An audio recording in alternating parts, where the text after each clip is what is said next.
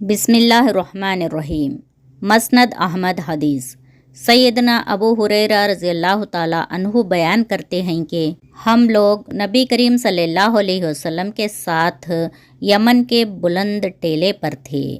سیدنا بلال رضی اللہ تعالیٰ عنہ کھڑے ہو کر اذان کہنے لگے تو رسول اللہ صلی اللہ علیہ وسلم نے فرمایا، جس شخص نے یقین کے ساتھ اسی طرح یہ کلمات کہے یعنی اذان کہے تو وہ جنت میں داخل ہو جائے گا۔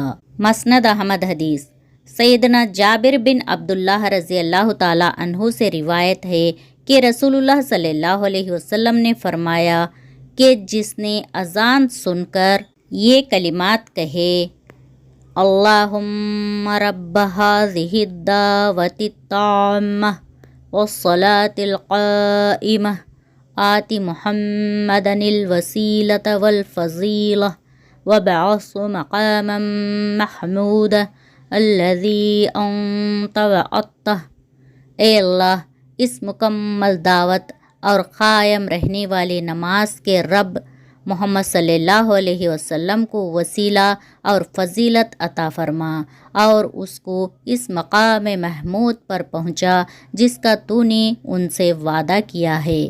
کہے تو اس شخص کے لیے قیامت کے دن میری سفارش واجب ہو گئی۔ یا اللہ سارے امت مسلمہ کو اذان کے بعد یہ کلمات کہنے کی توفیق عطا فرما، آمین۔